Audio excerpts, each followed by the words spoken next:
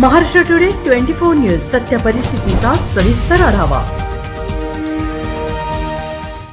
विधानसभेचे नेते देवेंद्र फडणवीस यांची निवड करण्यात आली आहे, मात्र मंत्रिपद कोणाला मिळणार याची चर्चा अजूनही सुरू आहे। दरम्यान जालन्यात एक खळबळजनक बातमी समोर आली आहे। शिवेंद्रसिंहराजे आणि उदयनराजे यांना राज्य मंत्रिमंडळात स्थान द्यावे या मागणीसाठी जालन्यातील राजो टेंभुर्णे महामार्गावरील टॉवरवर चढून पोलीस कर्मचाऱ्यांनी शोले स्टाईल आंदोलन केले। सदाशिव ढाकणे असे या पोलीस कर्मचाऱ्याचे नाव आहे। या दोन्ही नेत्यांना मंत्री करण्याचे आश्वासन मिळेपर्यंत आंदोलन सुरूच ठेवण्याचे संकेत पोलीस कर्मचाऱ्यांनी दिले आहेत। घटनेची माहिती मिळताच हसनबाग पोलीस ठाण्याचे कर्मचारी घटनास्थळी पोहोचले असून सदाशिव ढाकणे यांना टॉवरवर खाली उतरवण्याचा प्रयत्न करण्यात आला। सध्या घटनास्थळी नागरिकांची मोठी गर्दी आहे। मी सदाशिव ढाकणे, पोलीस ठाणे नेमणूक हसनाबाद।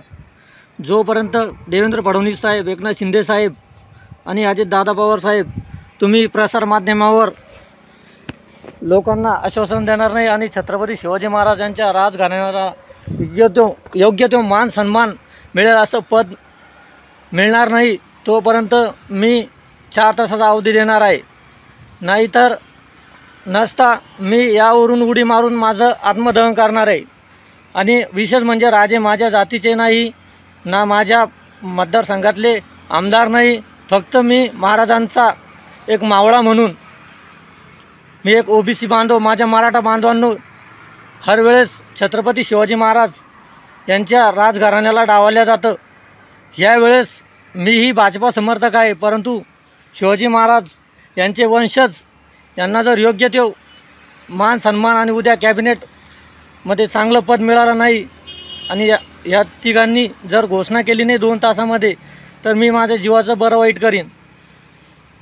माझं आराध्य दैवत छत्रपती शिवाजी महाराज आणि माझं प्रेरणास्थान माझे सर्वस्व काही उदयनराजे भोसले यांना समर्पित। महाराष्ट्र टुडे मराठीसाठी ब्युरो रिपोर्ट विलास गायकवाड, जालना।